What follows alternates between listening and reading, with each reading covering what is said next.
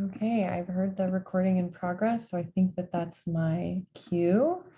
Hi everyone, and welcome to Making in Systems, a panel discussion about networks and ecological systems in art and science.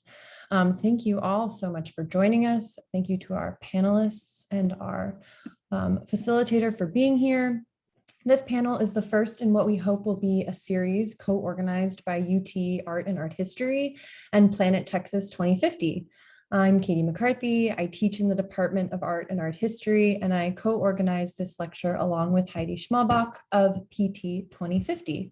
So PT 2050 is a research grand challenge at UT Austin focused on making Texas more resilient in the face of climate change, population growth, and rapid urbanization.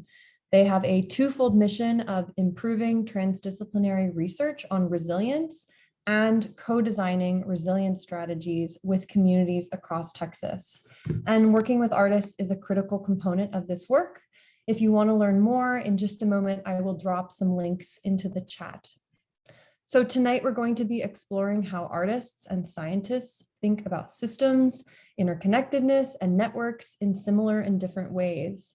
Through presentation and conversation, we will explore how artists and scientists can and do collaborate to increase the visibility of ecological systems.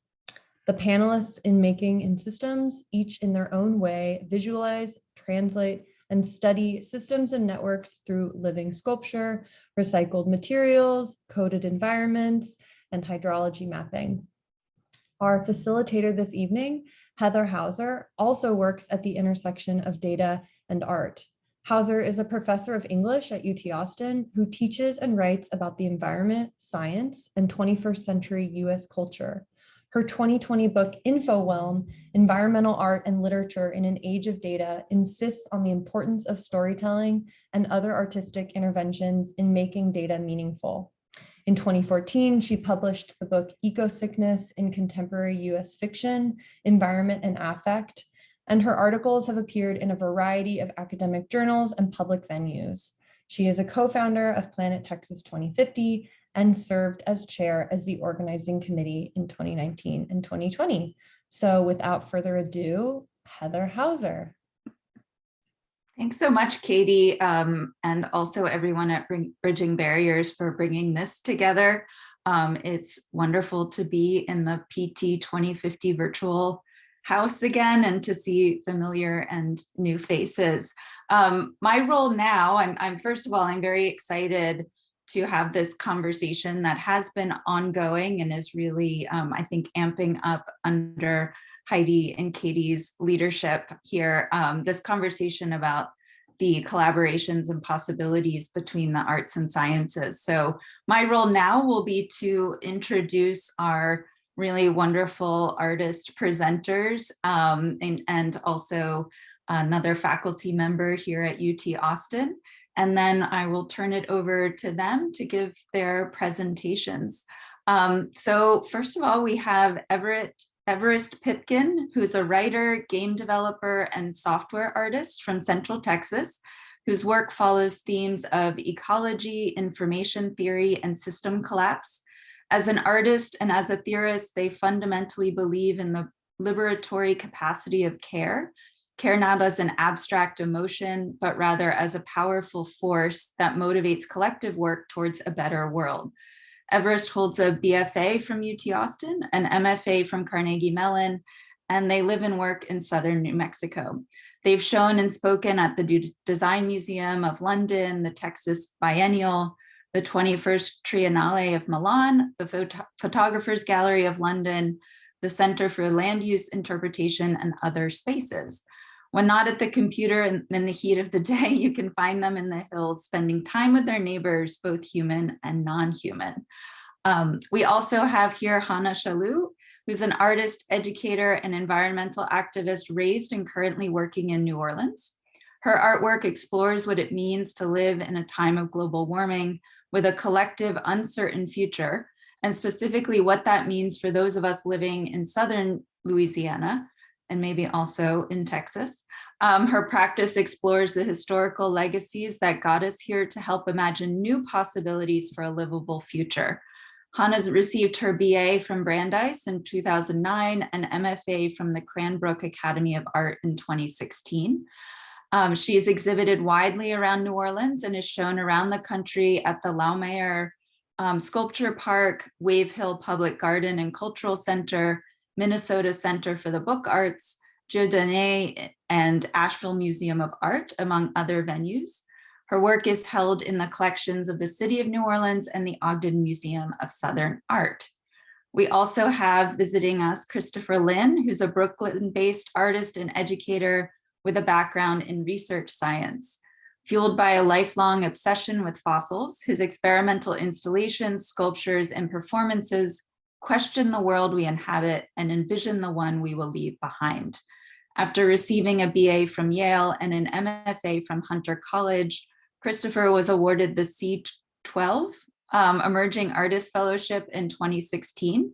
He's shown work and performed throughout New York City, including the SVA curatorial practice, ABC No Rio, Recess Art, Flux Factory, and the Queens Museum. Christopher was a 2020 fellow in the Bronx Museum AIM Emerging Artist Fellowship and is, I think currently right now at the Winter Workspace as a resident artist at Wave Hill. He currently teaches undergraduates at Hunter and is co-director of the research-based artist collective. Oh, I should have asked how to pronounce this first. So I might let you correct me here, but Sprechgesang Institute. And we also have here Professor Paola Passalacqua, who's an associate professor of environmental and water resources engineering in the Civil, Architectural, and Environmental Engineering Department at UT. She graduated summa cum laude from the University of Genoa in Italy with a BS in environmental engineering and received her master's and PhD in civil engineering from the University of Minnesota. Paola's research interests include network and deltaic systems, LIDAR and satellite imagery analysis, multi-scale analysis of hydrological processes, and quantitative analysis and modeling of landscape forming processes. Paola has been honored with an NSF Career Award and several teaching awards. So we wanted to do all those introductions of our really lauded visitors here at the beginning, and I will turn it over to them for their presentations. Thanks everyone for coming. I'm first, right? I'll hop right in. Let me just share my screen.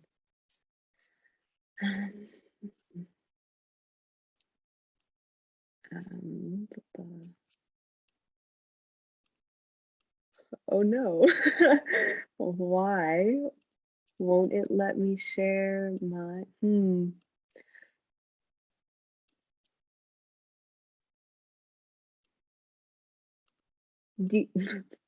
Great, instant tech problems. Does anyone on deck know why I can't share my whole desktop, just a folder or like an application?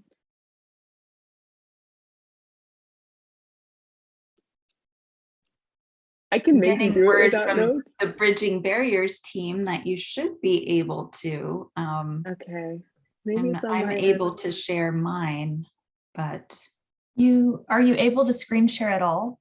I can, but I can't share. It's only giving me like an option to share, you know, like the application window, not the whole desktop, which is fine. It just means I won't have my notes. Oh no. Which I could maybe pull off. I don't know. We could see if we want to find out. If someone else wants to go first, I'm happy to debug this in the background. Also, if someone else feels ready. I can start. Thank you.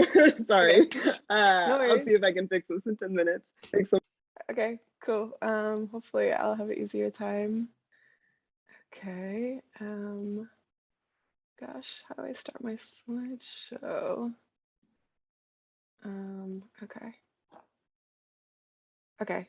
Hi, everyone. Thank you, Katie and Heather and Heidi. Really excited to be on this panel and thinking about my work in the lens of systems and networks. It was a really interesting prompt. And yeah, I'm going to start with some maps, which seems appropriate for this theme and sort of to ground my work.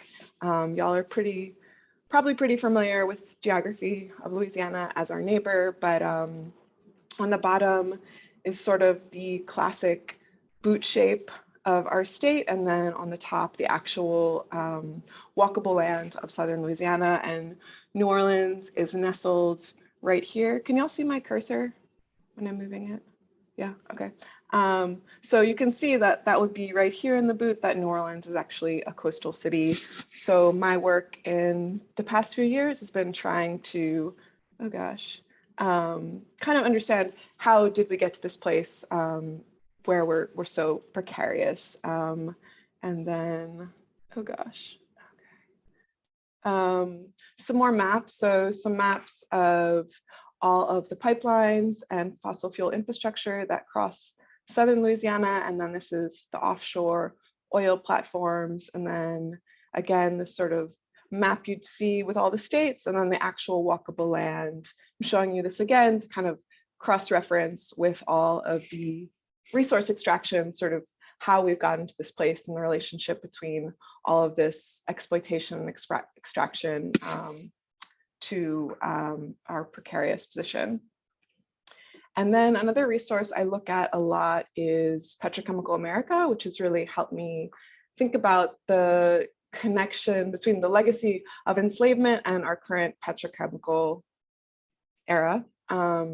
These three maps are maps of the Mississippi River and between Baton Rouge and New Orleans. And this is known locally as Cancer Alley for the high rates of cancer that folks there suffer from.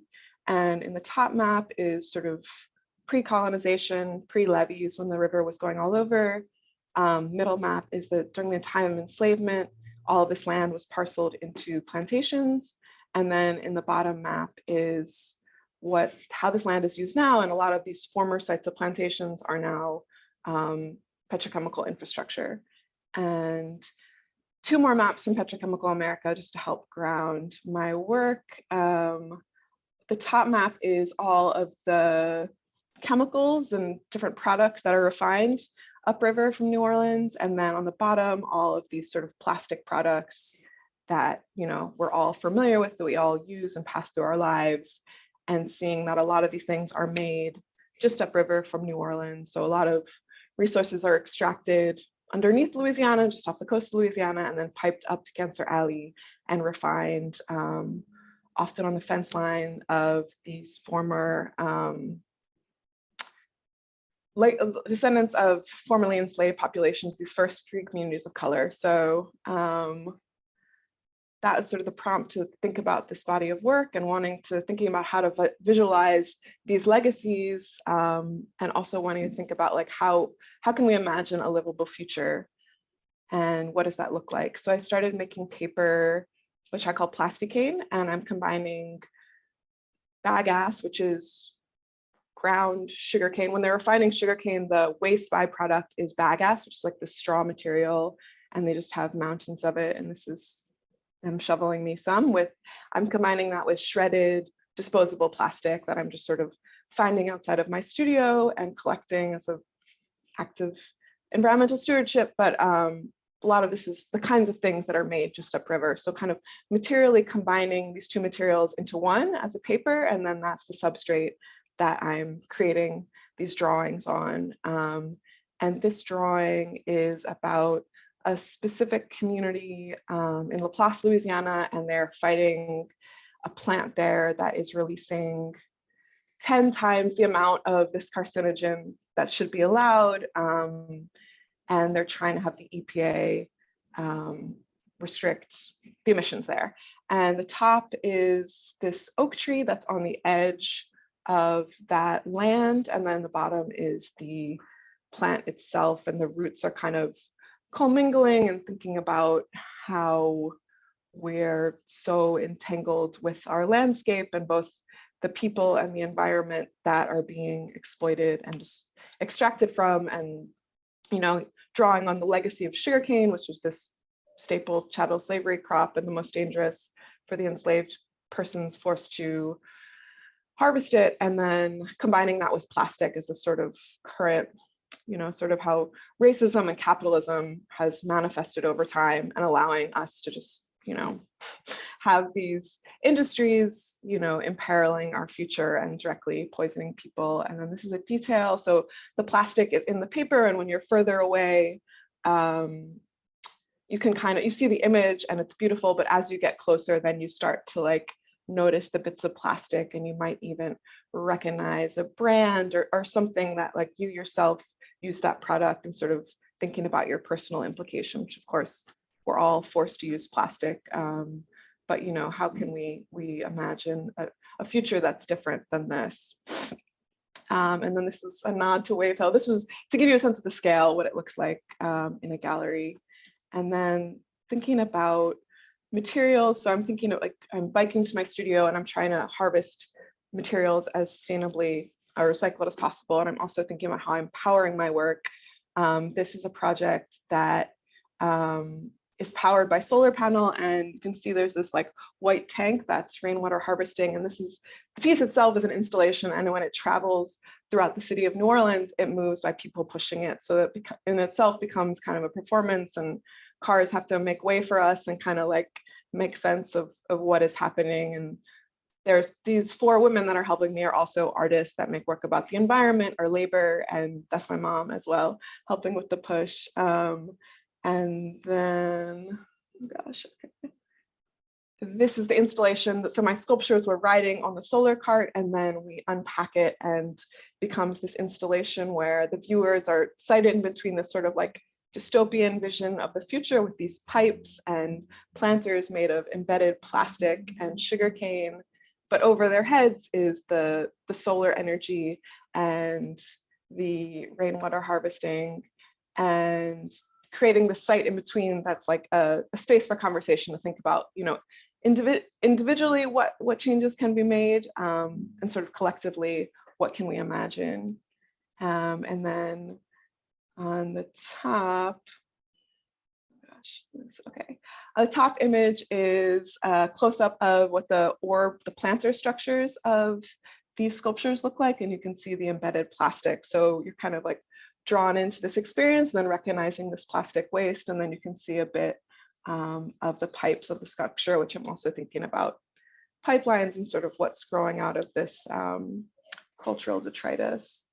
And this is some newer sculpture work where I'm sort of creating 3-dimensional sculptures out of the drawings. This is my plasticane paper that's sort of becoming these ecosystems and also mimicking this pipes and all of this infrastructure. And again, you see the pipes.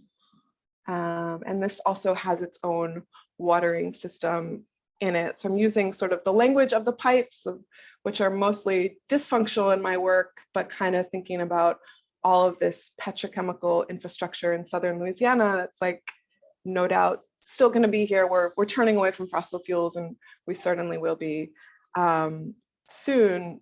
No doubt that all of this will be left over, and what's like the future life, and could this be a way to nurture plants and these sort of second ecosystems. I hope y'all can't hear my baby crying. One more project I wanted to highlight is thinking about interconnectedness and working with other artists. This is an installation in my studio courtyard, and I worked with this dancer, Caitlin Guerin, and musician, Denise Frazier, and a choreographer to create an activation of my installation, and thinking about how to use art, both visual, dance, and music to kind of reach people on different levels. So people were invited to explore the installation, and then there were these 15-minute performances, which is another way for people to kind of be moved and reached by the work. I keep moving all the windows all around. Okay. And then this is the last project I'm going to talk about, which is I'm currently creating fossil fuel pollution ink, and I'm working with Miss Gail LaBeouf, who's an activist in Cancer Alley, and I got a grant from Tulane to be able to also fund her organization in thanks to her working on this project with me, but she has helped me identify sites of fossil fuel pollution. And so this is coal pollution runoff, and this is where I extracted the ink, and this is what it looks like from above. And then sort of how I dried out this coal mud and ground it down and created this pigment, and we're gonna use it. This is an art build I led in the past with residents of Cancer Alley for a march. We're gonna use the ink both for protest art to be doing like marches with, and then I've started using it in my work. So like this kind of two strands of my work of making work about these issues, and then also sort of activism and being able, it was exciting to use this grant to be able to create this ink that can do both. And then also the idea of thinking about sort of all these different waste materials and how they could be used to create art and visualize these problems. So I'm really excited to have this sort of fossil fuel pollution in my artistic, I don't know, toolkit. And I didn't very much talk about the different groups that I work with, but if you want to learn more about any of the fights that are happening up in Cancer Alley or people doing really good work, these are them, and this is how you can reach me. Okay, and now, do I pause the screen share? I can't really see anyone. Yeah, if you stop sharing, Okay. it should close down. Okay. Yeah, That thanks so good on much, time. Anna. I didn't keep track Yeah. at all. Okay, you're welcome. That was wonderful. We're going to hear now from Christopher Lynn. Wow, thank you. Thanks, Hannah. That was really fantastic. Really great to hear about your practice and your work. And thank you, Heather, Katie, and Heidi, and the team at Bridging Barriers for bringing us all on. I'm super excited to share some projects with you. Let me see, get this screen share work. Does that work for everyone? Okay, awesome. So I'm going to share a few projects with you all dealing with ideas of transformation. And I think this process really began like probably about a year ago when I was working, thinking about digestion in different ways. I was invited to do a show about poop, and I think there are many ways to go about thinking about the idea of poop as a waste product, but I really became interested in the idea of poop as a transformative process. And in my research in thinking about poop, I came upon a story, an indigenous creation story from Taiwan, from the Bunin people, that humans came from dog poop. And I thought this was such a fantastic story and so bizarrely odd. And going a little deeper into it, all these animals that we have all around us in the world come from melon seeds. So this is one graphic from this indigenous myth, and this really began to build a kind of story that I want to engage with within this work within a show. So in thinking about poop as a kind of transformative process, I really wanted to turn it from something that was an end process into something more transitional. So thinking of it in terms of creation and creation myth. In my own studio practice, I often think in long term, so both thinking about extinction events, but also thinking about creation myths. So this is one way to sort of wrap in two different things, thinking about the end of one process as the beginning of another. So in thinking about this, I began to try to enact the story myself and began with my dog Odin. You can see him here. And I literally fed him melon seeds, and in doing a lot of my own growing processes, I'm super interested in the ways that we can activate life within different organisms. And one of the processes within many seeds that we need in order to get it to germinate and grow is the process of scarification. One way that we can actually start to break down the cell barrier or the barrier within the edge of a seed in order for moisture to enter into it. And many fruits require scarification, and birds come over, they eat it, and the digestive acid of their stomachs break down the walls of the seeds and allow for it to grow. So this is one process that I did with my dog Odin. There's a cantaloupe. I also fed him some honeydew and collected many samples of poop over this period, and began to germinate and grow it. So in my studio, I took these samples of poop and began to grow it. And it actually germinated at quite a high ratio and began to send out many of these different tendrils. And another studio shot with him in the corner over there looking at his fine work. So in gathering a lot of these, I also wanted to find a way to take this narrative and place it within the context that I'm fairly familiar with. So in thinking about poop and also dogs, I'm always thinking about the constant process of picking up dog poop. This is something that I do multiple times a day. It's probably my closest relationship with poop before I had my own children. So this was something that I really also wanted to deal with within this project. So it became a sculpture that I called Some Other Beginnings. And in thinking about these always prevalent steel trash cans that are all over New York City, and the many times that I've just tossed in these small trash bags full of poop into this. And I wanted to create a narrative that was a little bit more whimsical. And I wanted to think of the creative process behind this poop actually springing forth with life. So all of these melon seeds that had germinated and grown from my dog's poop were set within the bottom area of this trash can. And these melon seeds start to lattice around the sort of basket weave areas of this garbage can. And I think people familiar with trash cans in New York City probably recognize this sort of form as well. But I also want to include something that would create something a little bit more expansive and environmental. So in the sort of top area over here, there's sort of secret world that you'd walk towards and sort of peer into this sort of keyhole. And inside was contained a kind of small world in and of itself, some sort of nod to a kind of creation narrative as well.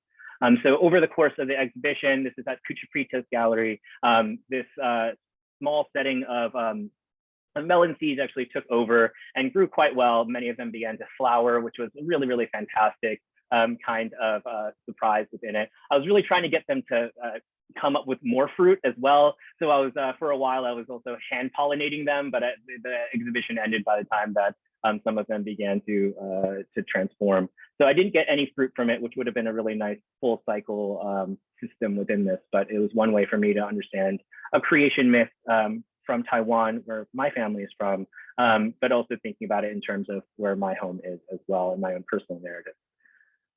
So I think metabolism is something that's super interesting to me as a way of thinking about chains of transformation. And I think in thinking about food chains, one of the things that I became really interested in was not just a kind of hierarchical system. We have like normal systems where there's tops of food chains and bottoms of food chains, but really the most important part of the food chain is really this group right here called the detritivores.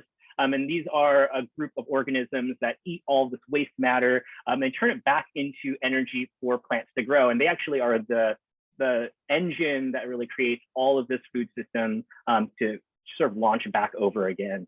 So this is another sort of area within metabolic processes that I really became interested in my own field of study and research. So I was invited last year, I believe in 2020, so 2 years ago, to do a residency up at Andes, New York at Cycle X. And in this residency, we were looking at watershed ecology, we were looking at indigenous history in New York, and we were also just thinking about permaculture farming as a system because it was located on a permaculture farm. So over the course of this residency, I was just looking at all these different ideas and gathering materials during this time. And one of the constant presences that I saw within the ground as I was digging stuff up and collecting things was the presence of detritivores, and namely that of worms and earthworms. So eventually the process, this was all leading up to a show that would be held at the Queens Museum called Wet Networks. And I was invited by the curator, Lynn Wong-Katzman. So this is currently up at the Queens Museum and will be up until August of this year. But this is just the exhibition text. And it was in the Watershed Gallery, is currently in the Watershed Gallery in the Queen's Museum, which is this really fantastically strange room within the Queen's Museum that has this really old map of the watershed system of New York. And I think this is one area where I became really interested in how my work could somehow reflect these watershed systems, the watershed ecology, and a lot of these indigenous histories that we were learning in walking through upstate New York and learning about portage routes and ways that that people moved to the land in the past. So these are two shots of the gallery. And in collecting all this material, I started to encounter tons and tons and tons of these earthworms, which I found super, super interesting within this ground, because I was really interested in them also as a kind of visualization of a moving digestive tract that sort of lives underneath the ground. So I started collecting these as I was pulling up and harvesting garlic. There was a constant garlic harvest that was going on during this period, and a handful of worms that I collected on site. Suddenly became, and apologies to the squeamish, many, many worms. And worms doubled their population fairly quickly. And so I ended up with quite a large worm bin that was processing quite a lot of compost. So I started to get deep into the ideas of vermiculture compost. So using worms as a process of transforming waste organic matter and turning it back into soil. So this is one thing that I started to think about in terms of watershed ecology and indigenous history, and began to coalesce into a work for this show, Wet Networks at the Queen's Museum. So the project that I came up with for this show was called Soft Core Memory. And in digging up a lot of the soil, I became interested in the idea of soil as earth as a way of thinking about time. And we usually have what we call core samples as a way of understanding geological history.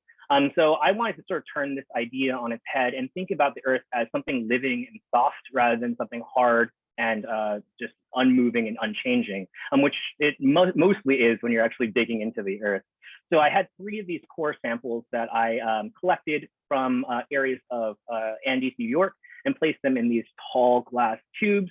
And each of them held a kind of visualization or artifact from history. And I was thinking about 3 different parts of history here. And you can kind of see one central area here, which had a colonial flag, the sort of a 13-star circle flag from Betsy Ross, thinking about colonial history, which is right in the center.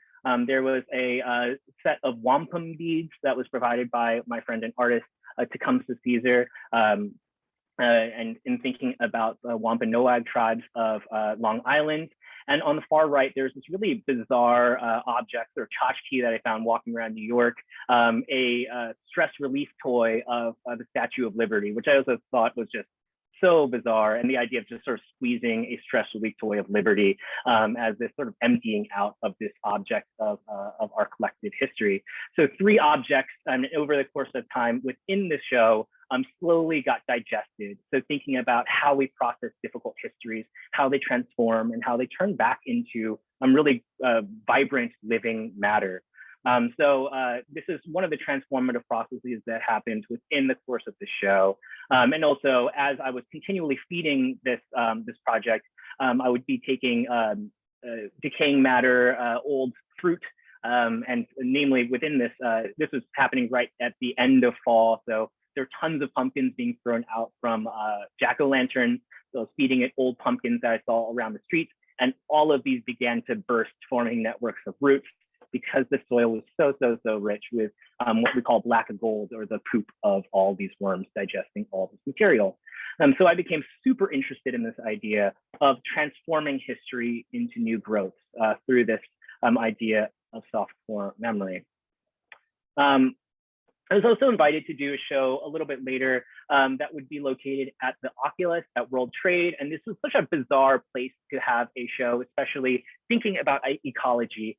But in looking at the history of the site and thinking about World Trade and also the architecture of the Oculus, I also became interested in it as a kind of visualization of a kind of carcass. It almost looks like a bones of an old creature or a giant. But it's also located near the ground zero site at World Trade Center. So thinking of it also as a kind of memorial for an event. So two sort of really distant ideas, a memorial for a tragic event within US history, but also its literal use in our everyday moment. It's become a mall or a luxury mall underneath the surface. So a kind of bizarre site, and the gallery that I showed up located within this sort of strip of stores, which was a little bit bizarre. And I sort of thought of this as a chance to deal with something a little bit more anti-capitalist, and wanted to think of ways to deal with the idea of a capitalist structure, but also a structure that serves as a memorial for death. And in thinking about this, I was thinking about the form of an urn or a burial urn, and I wanted to deal with the idea of money as a form of transformation. So within this urn, there was a very similar ecosystem of vermiculture, worms, springtails that were living underneath the surface of the soil, but also there were buried currency or bills that would then be digested over time. So this was initially the site of transformation where I installed it. And over the course of the period of time, it would also be digested through consumption by the worms and the living matter within the soil. Similarly, tons and tons and tons of things began to grow within this soil because it was so rich in nutrients. And one last slide showing some of the digestive processes of these organisms living within the soil. These were night crawlers that were moving around in the soil and poking holes within the bills, chomping little bits of mouthfuls. You kind of see like little mouth bites that happened around the edges, which I found really lovely, and eventually completely disappearing within the soil.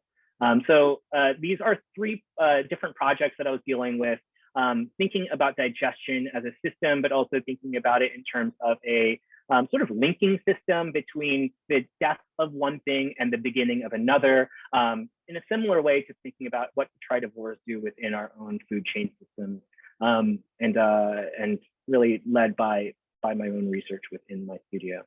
So thank you all for giving me the space to talk, and I sort of pass the stage on to the next person.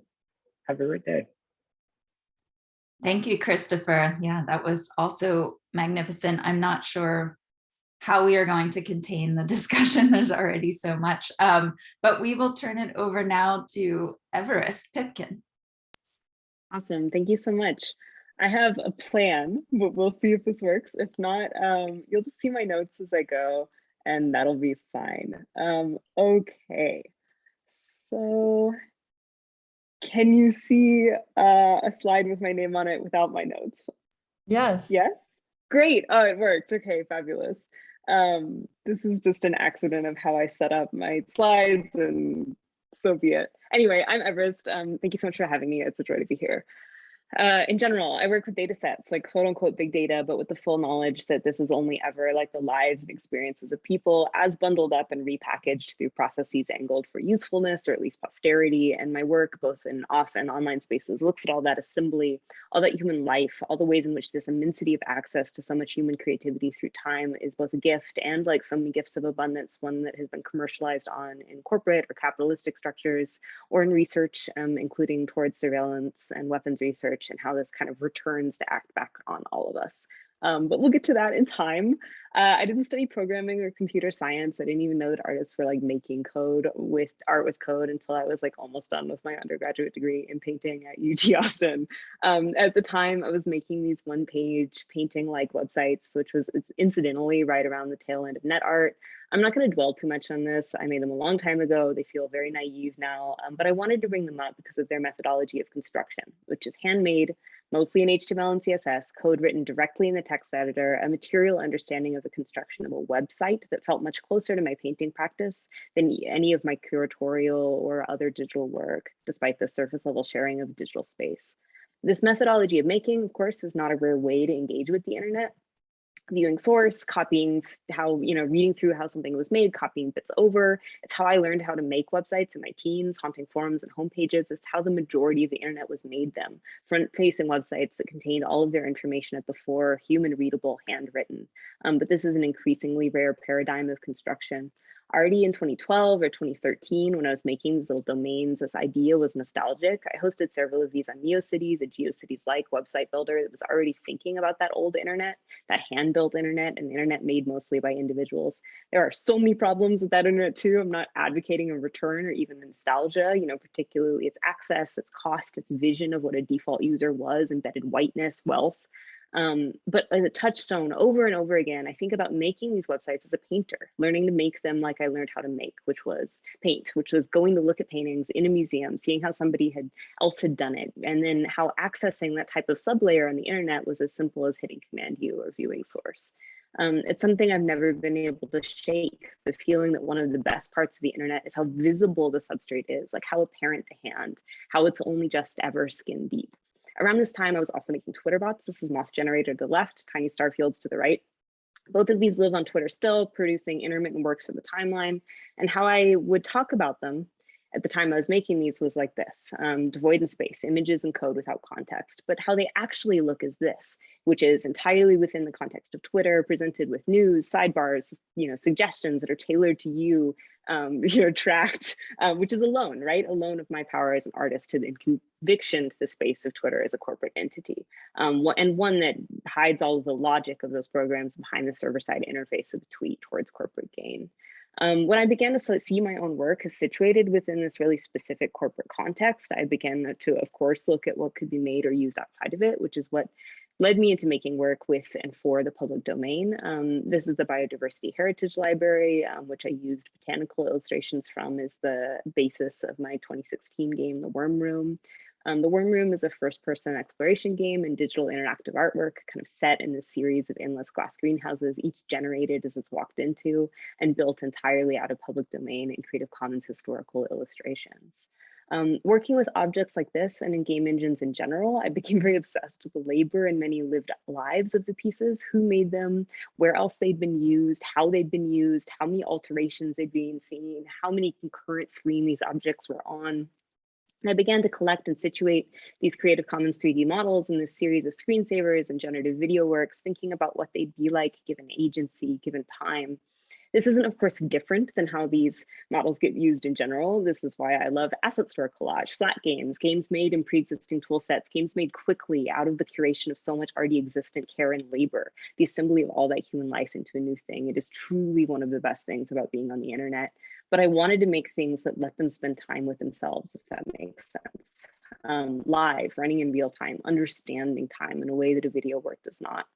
Also stemming from this interest was Ellinger, Texas, which takes as a point of departure the real world Ellinger, which you'd know, or Ellinger, depending on where you're from and how you pronounce it. If you make the drive between Austin and Houston for the Czech stop, Great Kolaches. This is generative video work built in a game engine, but unplayable. The camera sort of directs itself. I reconstructed a version of this town out of Creative Commons models aligned to the existing street grid with hand-drawn textures drawn for each one. I wanted to think about what a town that both thrives on and is defined by transit feels like when cut off from those highway routes, as well as to the rest of the world. So the characters that live in this version of this town are in a micro landscape, right? Bordered in much the same way that many game spaces are surrounded by invisible walls, daily patterns of life without network, or with a micro network, a network contained or constrained to a fantasy. This interest in networks is also apparent in a thoroughfare beat across the wilderness, which follows these speculative pathways of long distance fiber optic internet service provider cabling. ISP networks in the US in particular are considered a state and corporate secret for a lot of reasons, but there was a study in 2015 led by Paul Barford, I believe, that tried to map these nodes and roots to roots. And so you kind of get this vision of where these fiber optic cables might be buried under, the soil in the US. It's unsurprising, but there's a major overlap in these cables to already existing networks, right? Things like the US highway system, things like train lines. This is the way that networks work, is that they're built on top of each other. When you already have a line that stretches across landscape, it's reused.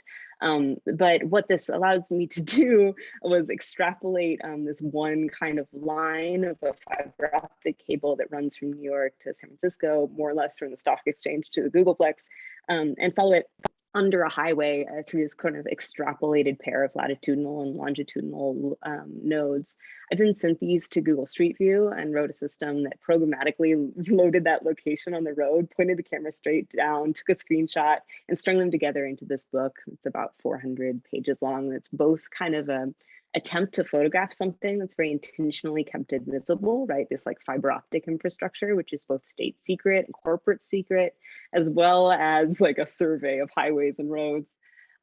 Also stemming from networks, but also from screensavers, thinking about objects with power, objects as interface, smart home objects as beings with spent time in selfhood and escaped nature was this project where I, with Alex Lucas, as a sculptor and artist, where we built these little interfaces for tracking airplanes. So airplanes always have to broadcast their altitude, their speed, their call sign, wherever they are. And you can pick this up with a radio transmitter, decode it with a pretty minimal, like an Arduino or a small computer. And then these little sculptures sort of pick up localized radio signals around them, kind of attach themselves to an airplane that's within signal range, decode its broadcast information, and then turn that into sound. And so these 5 little sculptures would sit in a gallery space and sort of produce this humming noise that was entirely tied to the planes within their purview at any particular moment. I was also making these drawings at the time. These look at places in landscape where network cloud infrastructure sort of meets its physical namesake. And these places really see architectures of connectivity dissolving back into sort of the ephemeral space of cloud and sky, becoming invisible in much the same way that those network behemoths become invisible in that political landscape, which seeks to hide them, seeks to hide the cable, seeks to hide the data center. There's something about echoes and memory and all of that work, really. Information made of data, which is really just the actions and making of people. And I guess if you're in that headspace, neural networks are making inevitable. I proposed what would become Lacework in summer of 2019. And in my proposal, I described the cycle of videos curated from MIT's Moments in Time data set, each then slowed down, interpolated, and upscaled immensely into imagined detail, one flowing into another like a river. Moments in Time in some ways is a very normal data set. It's 1 million 3-second videos scraped generally without consent from websites like YouTube and Flickr, each tagged with a single verb like asking, resting, snowing, praying. But it also really decenters human actions in favor of doing verbs. So it's more interested in if something is flying than if that thing is a bee or a flower or a person or a bird or a satellite. In my process, I was like, okay, I'll obfuscate these videos and then I'll upscale them into these imagined slow down details. So they sort of become this like, languid sense of a data set stretched out over time. But working with material like this, one of the biggest things is credit. Like, how do I accumulate the information of others at scale and still make it materially theirs, not being elevated into an artwork, not being made fun of, but cared for. Generally in my work, this is credit, right? Like I don't pull things from YouTube in my YouTube curatorial work. It always links back to the creator, or I am always working with public domain or Creative Commons materials, or I'm working with collaborators, right? And because this data set was scraped by MIT, it had already been divorced by the creators of those videos. And so I tried a lot of approaches, ended up watching the whole data set, all 1 million videos, which took months. I expected this experience to be calming or exploratory, like seeing the world out of a window, but it was not. It was a very raw experience full of horror. Because when you algorithmically gather information about the world, you capture things that should not be in data sets ever. This is my own handmade selection interface on the right. On the left is the interface from the MIT researchers that originally was like, built into Amazon Mechanical Turk for annotators to even kind of like build these videos out in the first place. And those share a remarkable similarity and almost distressing similarity. My built interface and the one that was like in the white paper. So all of this went into Shell Song, which is the last kind of real project I'm going to talk about. Shell Song is an interactive audio narrative game sort of about corporate deepfake voice technologies and the data sets that go into their construction. And it uses the kind of AI clones of lots of voice agent software solutions as a vocal clone of my own voice, weaving together sort of open, vocal training materials and speculative fiction into this branching narrative that asks about like what it feels like to come to a face-to-face with a ghost of your own body through a data set that may yet outlive you. And this is all very familiar to me because this is me in 2013 training a facial recognition database on Amazon Mechanical Turk for roughly $4 an hour. My own body is complicity in harmful surveillance systems, and even beyond my own work, my body weaponized and recycled in data sets that returned to police me as a person who is trans and transitioned even since this time. Is very real, and there are times where the self feels very hopeless. We're living on the internet, and whether or not you feel like you're online all the time, you're living on the internet because we all live in 2022. It's shot under all things.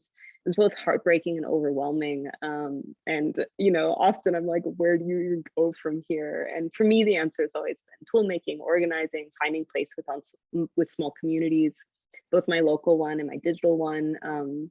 This looks like tools lists, opportunities lists, tools for anonymizing photos taken at protests, anti-capitalist software license that kind of build on top of and move beyond ideas of the public domain, websites and tools that like replicate folder structures, personal computing, hand-built webs, experimental bookmarking tools,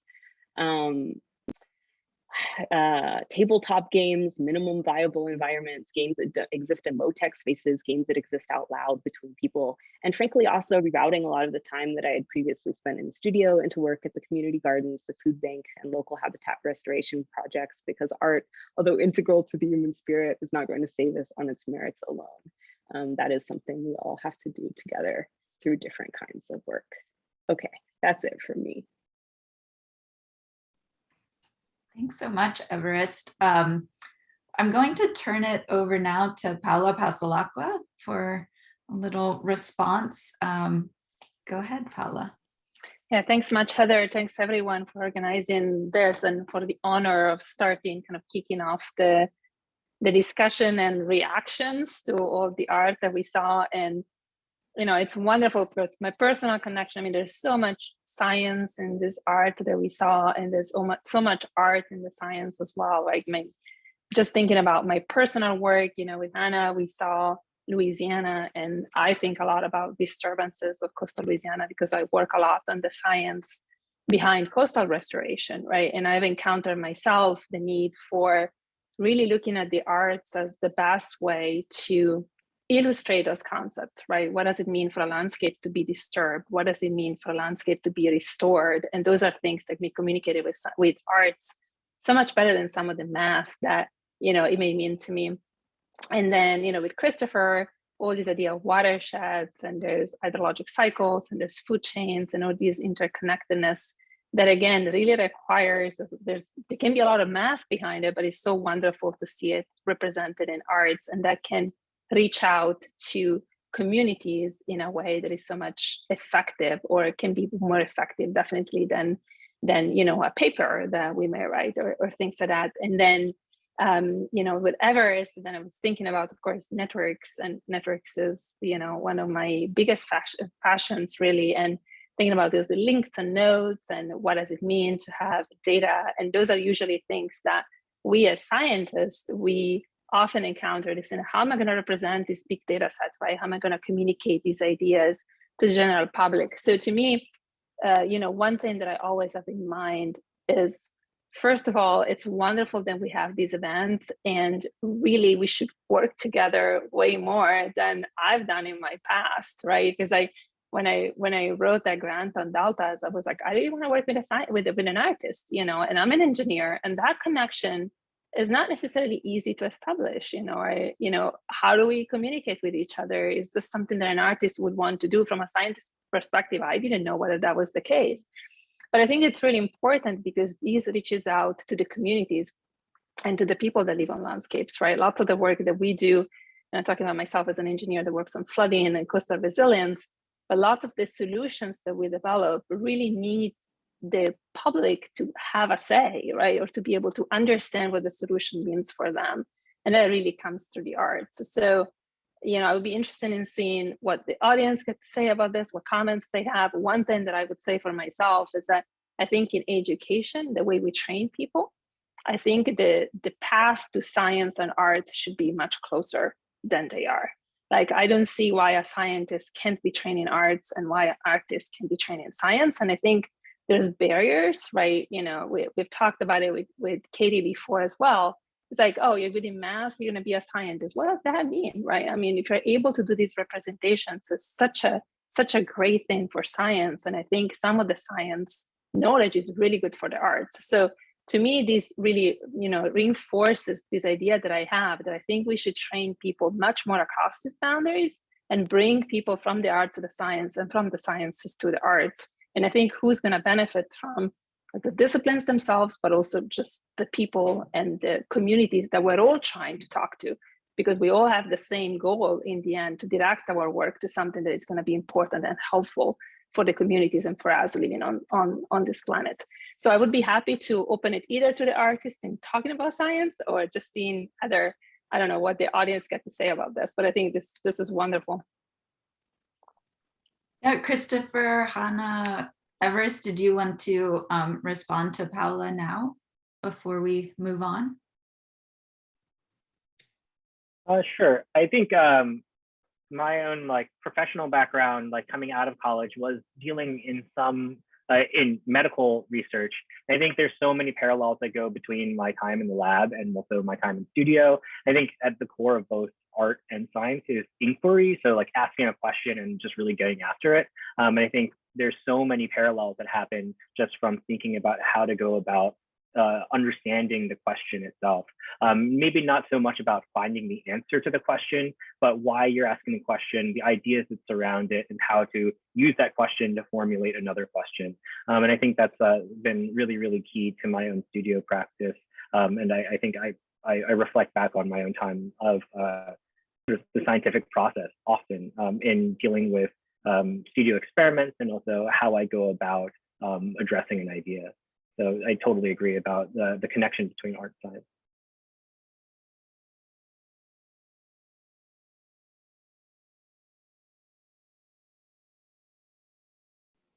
Yeah, I also really agree. I wish that I had studied science more. I feel like I now am doing a lot more research in my studio practice. And my studio assistant is actually an environmental bio major and an art minor. And I feel like I'm always actually asking her about, she's doing really interesting research actually about the coast and coastal resilience. And I think, making work specifically about global warming in a time where that information is out there, we're kind of oversaturated with it. And I think that, the power of art is that we can reach people on an emotional level, and maybe that's a way to move the needle. So it's really exciting to me to work with science and researchers and figure out a way to communicate this information and to reach people in a way that we're not being reached by all the news and stuff we're being bombarded with.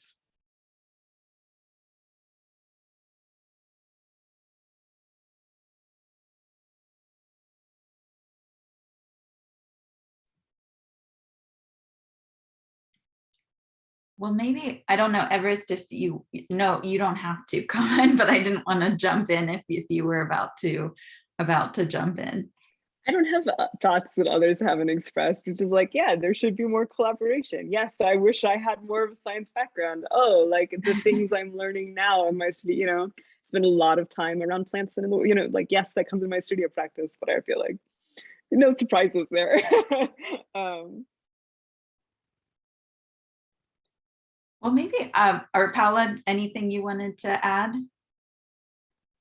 I mean, I would say that another thing that is interesting to me is, you all were talking about imagining other scenarios, and I think that's important as well, right? Some of the art that we see is, of course, talking about the current problems, or what we're going to see in terms of climate change or other effects on landscapes. And there's also the power of the positive side, as you guys were talking about, in envisioning what solutions might, how solutions might look like and what, for example, a restored landscape might look like, what a certain process works, how a certain process works. So I think there's a power in explaining, first of all, scientific concepts that are often have barriers, right? So if I talk as a scientist and I start throwing equations at people, that's just gonna disconnect communities from things that are really important for communities to know about. And I feel like arts really can really do that in a much more effective way, because if I were to talk about, for example, restoration, if I do it from my scientific background, I'll probably start talking about the data that I need, or the model that I'm going to use, or the equations that are going into the picture. But another way to say is that how would you picture it, right? So if we were to think about a coastal Louisiana that is sustainable, what does that look like for people? And I think there's an advantage in that, not only in the connection and the collaboration, but I think there's really it's going to stimulate, I think, ideas and creativity in saying, okay, how do you perceive something that is sustainable? What does it mean for a landscape to be sustainable to you as a person that lives on it, or as an artist, or as anything else, really, anybody who's in this conversation? And I think that really has, a positive feedback into the ideas that we generate, just have been exposed to how other disciplines and other communities may view the same concept, because in the end, we all live on the same planet and we all deal with these processes, and whether, the math behind it or not, it really doesn't matter, right? We're all going to live on landscapes that are exposed to flooding. We're all going to experience sea level rise. We're all going to experience the same things. So I think these exchange, it's interesting from a communication perspective, but I think it's also interesting in saying, what do you think would be a sustainable solution to you, right? What sustainability mean to you? And I think that's where somebody used controversy and in the Q&A or the chat, and I don't know what that was referring to, but that made me think about, many of the issues that were discussed in these presentations are really because our view as communities, people that live on landscape, is very different often from what nature would like to do, right? I mean, as an engineer, we've constrained landscapes, we've dammed rivers, we've put levees, we put seawalls. It's just not gonna work, right? Because your sea level is gonna go up. Eventually, there's no wall that is tall enough to protect people, or you have levees that protect the communities from flooding, but then you're living closer to the levees than you should be. So I think there's this constant conflict really between our view as humans as to what we want nature to do, or how we want landscapes to function, and how a landscape actually, how they actually work. And I think through this visualization, actually, you can see multiple aspects of it, which I think is really important. You can have the view of the landscape, the view of the natural processes, and the view of the communities living on that. And I think by seeing all those views, we can come up with solutions that are more sustainable long-term than the solutions that we used to develop like decades ago, before we figured out that there's effects, because there's all these chains and connections and things. If I put a dam, I'm going to affect the river and I'm going to affect the fish, and that's not going to be immediate. I'm going to see that decades later, and that might be, that starts being too late, and then the communities are being affected. So I think that's, there's multiple ways in which really these collaboration between the sciences and the art can be, extremely productive in a sense, or extremely helpful to communities.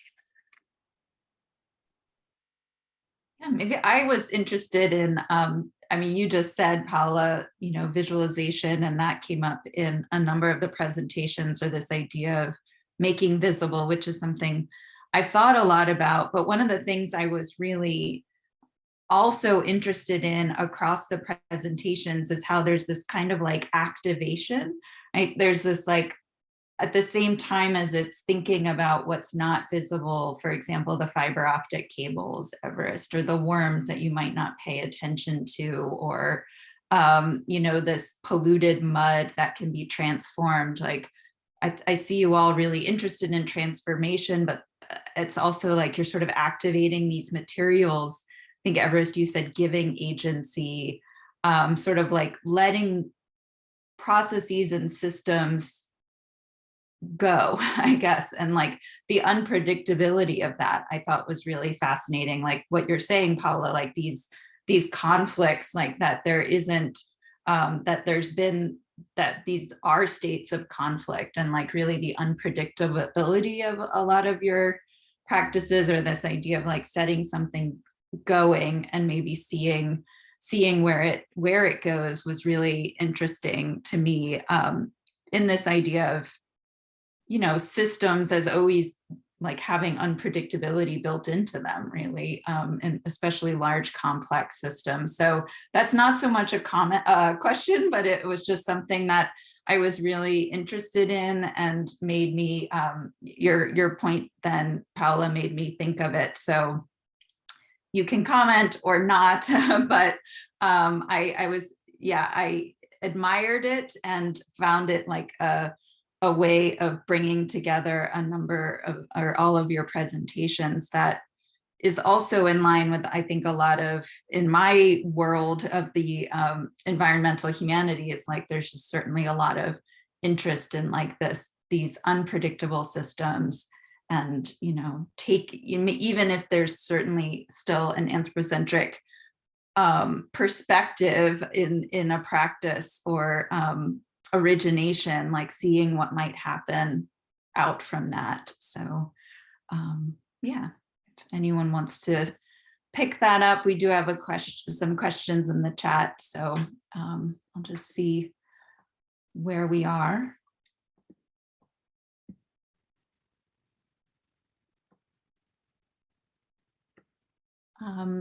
Katie asked, and this is for anyone who wants to pick it up, what kinds of responses have you had from people in your art, which address especially climate change and ecology? Have people expressed to you why the artwork hits harder or helps them connect more deeply with research or the scientific origins behind your work? So if anyone wants to respond to that. Well, this is kind of in thinking about working with scientists. I don't know if Everest or Christopher, you ever experienced this, but some people will ask me like what I think the solution is. Like me as the artist, like, oh, like what's, you know, like I'm bringing up all these questions. They're like, well, what do you think we should do? And like, well, I do have a lot of ideas of what I think should happen, or like ways to change. I don't think that's the artist's role. So like, I think it's the artist's role to kind of raise these questions and make people think, and kind of shine a mirror onto our culture to bring up these issues. So I'm thinking, well, maybe if I was collaborating more actively with the scientists, then they would just like, I could just turn to the scientists to deflect that question. But an interesting through line through all of our work, which I thought was really interesting, and like also the unpredictability of plants, and like the way that plants were kind of colonizing all of our work in a way that none of us could predict. And I think responding to Katie's question, I mean, people always tell me that like my work makes them change the way they like think about plastic in their lives. And I'm not necessarily, I don't want people to feel guilty about using plastic. Like we're, you know, it should be, the corporation should be making changes. It's not up to us to be recycling to solve this issue, though it will help. But I think plants, seeing the plants in my work, people really respond to that, and kind of the slowness and their like resilience of plants. I think that really reaches people. Yeah, I mean, in some ways, I'm not the obvious person to answer this question, because I don't exactly make work to climate change, right? But I certainly make work to the conditions that are embroiled in the society that has brought us climate change. And it's hard to unpack those two things entirely. I mean, it's impossible to unpack them entirely, right? Like climate change is not an abstract thing that's happening, right? Like it's very much a thing that's being ushered in by power. And, you know, a lot of my work with systems, with network theory, you know, with data sets certainly speaks about power, speaks about, you know, who has power, like what visions of power are, you know, how that's sort of reconstructed in virtual worlds or digital spaces. And that is, certainly a conversation inside of ecology too. Something I think about, and in fact, maybe I was like on this a little bit when you're talking about the relationship between the arts and the sciences, which are in some ways very similar practices, or at least can be for certain practitioners in each, right? They're beholden to different types of methodologies, and sometimes they have very different goals. But one of their big distinctions is like who they are beholden to, as far as like, what power structure are they reporting to, right? Like, is it your gallerist? Is it like an art world that's laundering money through greenwashing campaigns? Is it the government? Is it academia, right? Like, where is that funding coming from? Like, what can and can't you say? And I think, there is that question about like what kind of responses you've had from people regarding your artworks, and around climate change, which, again, for me is like sort of not the conversation I'm generally having, except that I lived in Galveston for some time, and it was striking how distinct the conversation that I was used to like not having in Central Texas and in Austin, which was like, how deeply are you going to undercut like technology and tech money, very immediately shifted, and like how deeply can you undercut oil and oil money, and the contingency of like space and funding on both the arts and the sciences is certainly something that's like shared across them. Yeah.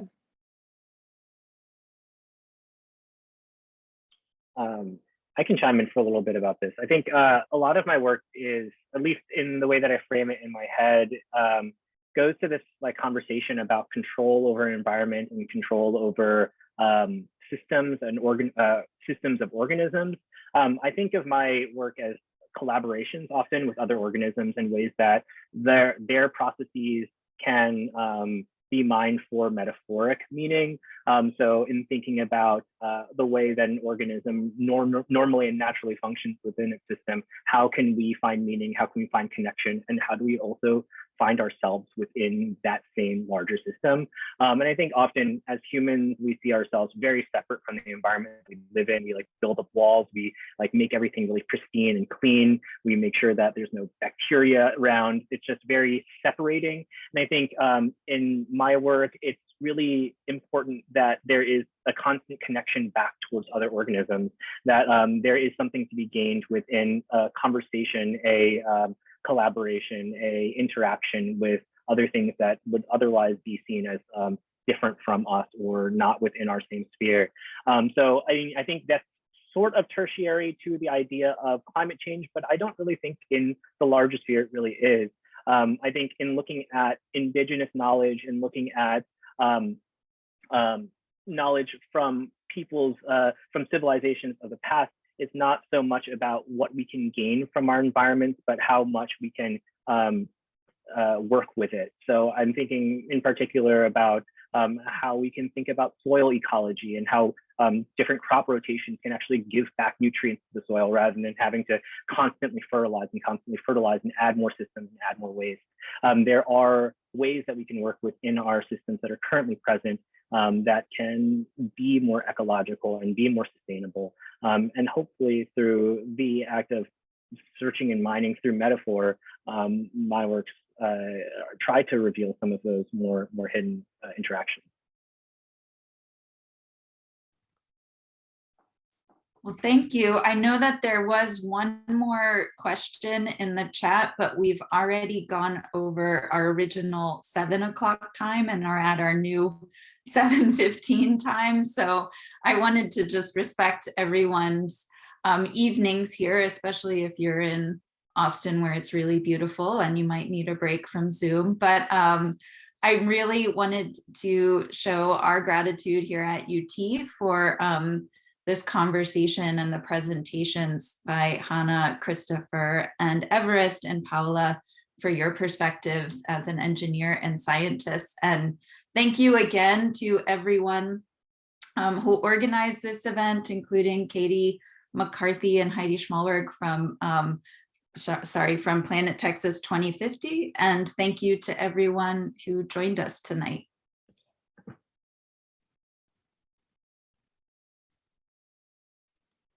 Thank you so much. Thank you, everyone. Thank you. Good night. Thank you.